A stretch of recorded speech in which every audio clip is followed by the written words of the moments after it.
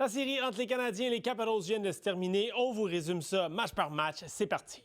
Après le premier match, le premier constat est frappant. Ils sont gros, sont forts, sont vite. Cole Caulfield le constate quand il se fait solidement frapper par Alexander Ovechkin, qui participe aux séries pour la 16e fois de sa carrière. Même à 39 ans, on vient encore dans la tank avec 7 mises en échec dans le premier match. C'est un sommet chez les deux équipes. L'échec avant les Capitals est sans équivoque. Les attaquants ont donné 36 des 42 mises en échec de l'équipe dans le match. Pendant que le CH se fait brasser, Samuel Montembeault lui répond présent à son premier test en séries éliminatoires. On va parler de la remontée du Canadien en troisième, mais si Montembeault n'est pas de loin le meilleur joueur du Canadien dans les deux premières périodes, on n'y pense même pas à une remontée en troisième période. Du côté des Caps, avec la blessure à Alexis Protas, Anthony Beauvillier obtient toute une audition sur le premier trio des Caps avec Dylan Strome et Alexander Ovechkin. Et le Québécois a bien fait 2-0 avec un but, puis a ajouté une passe sur le but gagnant d'Alexander Ovechkin en prolongation. Parlant d'Ovi, bon, 2 buts dans le premier match. C'est quelqu'un qui est surpris? Mais malgré tous ses records, c'est la première fois de sa carrière qu'il marquait en prolongation en série. Mais s'il y a une chose qu'on a appris du Canadien cette saison, c'est qu'on ne peut jamais compter cette équipe-là pour battu. En saison régulière, le Canadien a comblé un déficit d'au moins un but en troisième période à 10 reprises. Ça, c'est un sommet dans la Ligue nationale. Et c'est ce qui est arrivé dans le premier match, et les deux meilleurs attaquants de l'équipe se sont levés. D'abord avec le meilleur buteur de l'équipe, Cole Caulfield, en avantage numérique qui réduisait l'écart à un but, puis qui d'autre, le capitaine Nick Suzuki, qui crée l'égalité.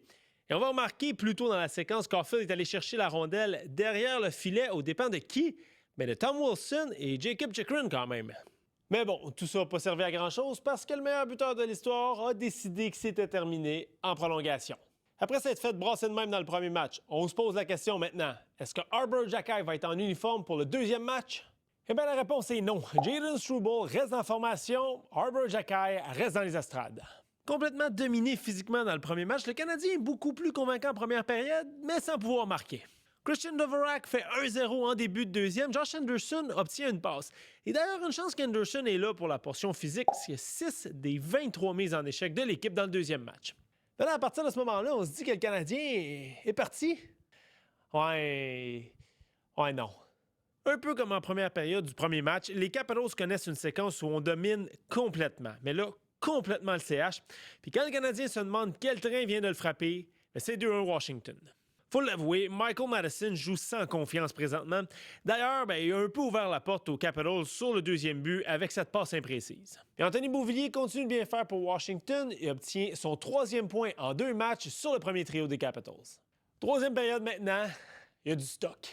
La seule fois où Logan Thompson est vraiment testé depuis le début de la série, c'est dans la 3e période du premier match, puis il a accordé 2 buts. Encore une fois, le Canadien sort fort en 3e période, mais cette fois-ci, Thompson garde son équipe en avance, notamment avec un bel arrêt sur Josh Anderson.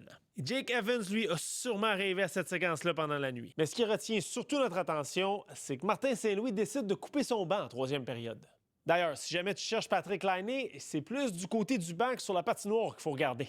Le Finlandais effectue aucune présence en 3e période.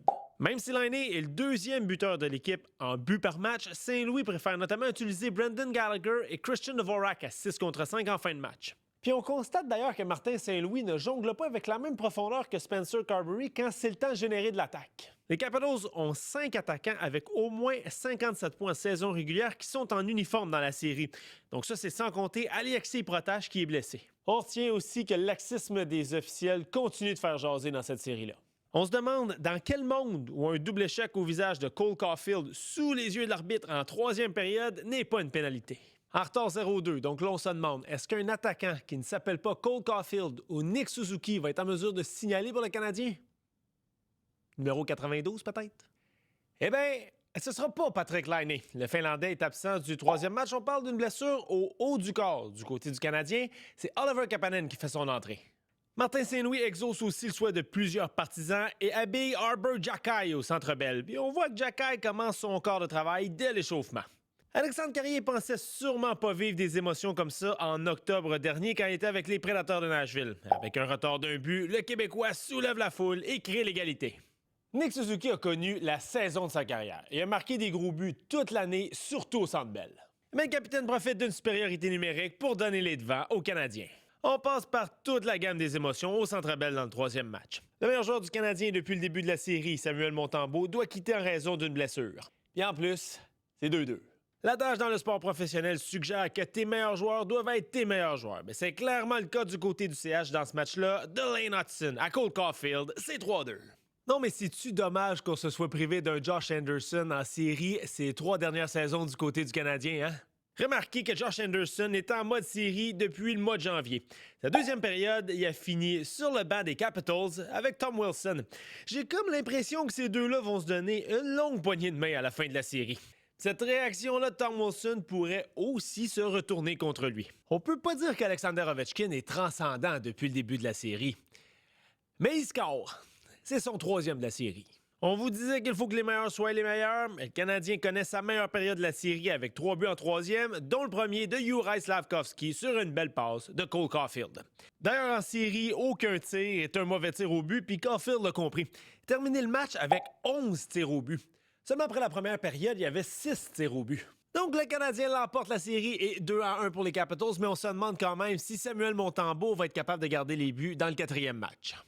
Samuel Montembeault est hors de combat pour le match numéro 4. C'est Jakub Dobeš qui est le partant. Le gardien tchèque a possédé en première période, mais il fait un cadeau au meilleur pointeur des deux équipes depuis le début de la série. Dylan Strome fait 1-0. Sauf que Dobeš sait se reprendre. Le Canadien évolue à 3 contre 5 et le gardien réussit à garder le pointage à 1-0.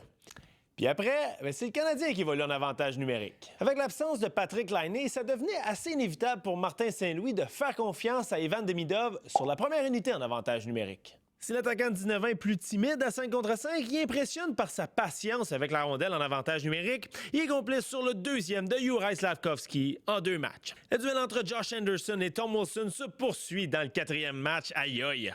On tient un peu notre souffle ensuite quand Jake Evans se fait étamper par Alexander Ovechkin. Evans l'a jamais vu venir. Est-ce que ça aurait mérité une pénalité majeure? On ne sait pas, mais chose certaine, le Canadien retourne en avantage numérique. Dans ses 16 derniers matchs de la saison, le Canadien a présenté le 29e avantage numérique de la Ligue nationale.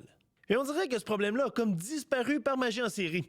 Caulfield marque le 5e but du Canadien en 13 avantages numériques dans la série. Sauf que là, et ça c'est peut-être le point tournant de la série, quand on dit qu'une mise en échec peut changer le cours d'un match, Tom Wilson frappe sévèrement Alexandre Carrier. Pendant que le défenseur retraite au banc visiblement ébranlé, les Capitals attaquent, puis Brendan Duhem crée l'égalité. Alexandre Carrier reste au banc pendant quelques minutes, mais il quitte par la suite et il va pas revenir dans le match. Le Canadien, qui était relativement en contrôle du match jusque-là, perd complètement son ascendant à partir de ce moment-là.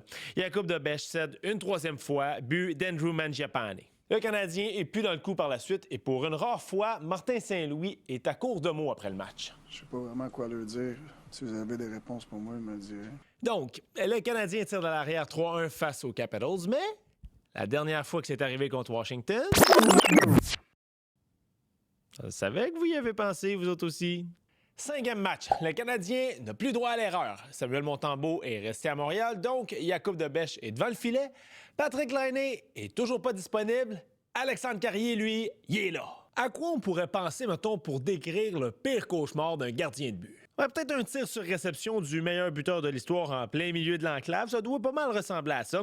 Alexander Ovechkin, qui est le meilleur buteur des deux équipes depuis le début de la série, freine un bon début de match du Canadien et fait 1-0, son 4e en 5 matchs. Et comme on l'a vu à quelques reprises depuis le début de la série, les Capitals prennent complètement le contrôle du match et embouteillent le Canadien dans sa zone. Pierre-Luc Dubois avait surtout une mission défensive dans cette série-là face au trio de Nick Suzuki, mais ici, il sort toute une passe à Jacob Chychrun. C'est 2-0 Caps, le défenseur a réussi à échapper à la couverture de Cole Caulfield ici. Et si c'est seulement 2-0, le Canadien peut remercier son gardien parce qu'il empêche les Capitals de mettre le match complètement hors de portée à quelques occasions. Mais il y a tout de même des limites à ce que Dobeš peut faire. Les gardiens essayent, mais Tom Wilson fait 3-0 en fin de 2e. Ouais, là, ça regarde mal et David Savard doit commencer à se dire qu'il lui reste juste une période dans la LNH. Emil Heineman va inscrire le Canadien au pointage, mais malgré quelques chances de marquer par la suite, on sent jamais vraiment que le Canadien est proche de revenir dans le match. Donc le Canadien est officiellement en vacances, mais ce qui retient l'attention après le match, ce sont les larmes qui coulent sur le visage de David Savard. Non, c'est pas le genre de joueur qui va aller au temple de la renommée, mais c'est un joueur qui part à la retraite avec le respect de ses coéquipiers et de ses adversaires aussi. Sans surprise, on en avait parlé, Tom Wilson et Josh Anderson se donnent une longue poignée de main. Au final, il n'y a personne qui va crier au vol parce que les Capitals ont éliminé le Canadien. En fait, c'est la meilleure des deux équipes qui a gagné. Mais la série a quand même été plus serrée que pourrait le suggérer une série qui se termine en 5 matchs. En fait, si on enlève les buts dans un filet désert, le Canadien termine cette série-là avec un différentiel de seulement -2 malgré 4 défaites en 5 rencontres. Donc le Canadien est officiellement en vacances. Les Capitals, eux, ont rendez-vous avec les Hurricanes en deuxième ronde. La Caroline qui a facilement disposé des Devils en 5 matchs. Bonne deuxième ronde.